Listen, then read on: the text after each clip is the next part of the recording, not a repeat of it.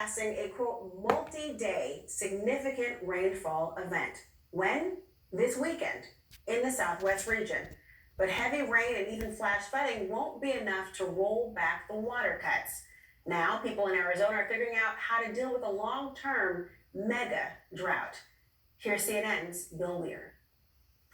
Summer monsoons are adding a few precious inches to the Lake Mead waterline, but not nearly enough.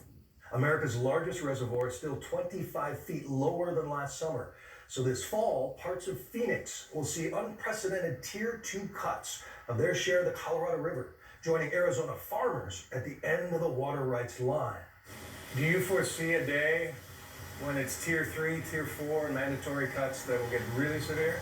So, absolutely. I am genuinely worried about the possibility of the system hitting dead pool. You are? Absolutely, I am. Dead pool is when Mead gets low enough to crash the whole Colorado system. And when Catherine Sorensen was running water departments in Phoenix and Mesa, it was the biggest worry. But now it's worse. And the feds are begging Western states to cut up to 1 out of every 4 gallons consumed. I know from our reporting there were some Western water managers that were frustrated that the Bureau of Reclamation wasn't tougher. They said, you guys work it out or we'll work it out for you, but they didn't do that.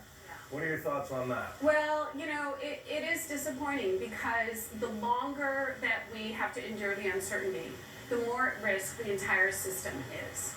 And I don't envy the federal government, you know, the Biden administration. They have some really tough choices to make. No elected official wants to be the person saying who gets water and who doesn't.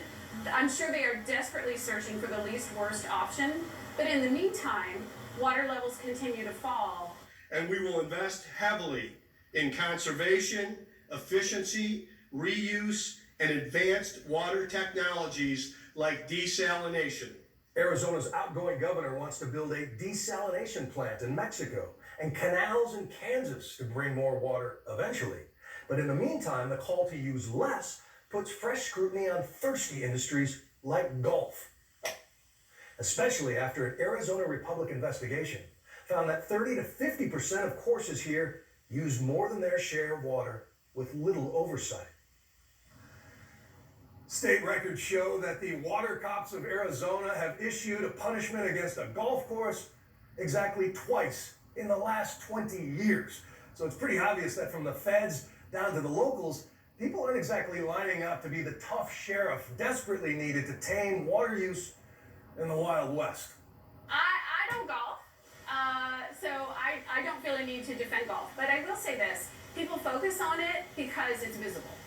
But there are lots of things about what we do, what we consume, what we eat, what we wear, that are also very water intensive. So I don't like to think of it in terms of we don't have enough water. I like to think of it in terms of what do we have enough water for? Do we want to build semiconductor factories or do we want to grow cotton? Do we want to grow subdivisions or do we want to have high density development that is more water efficient? Those are the conversations we need to have. Bill Weir, CNN, Phoenix.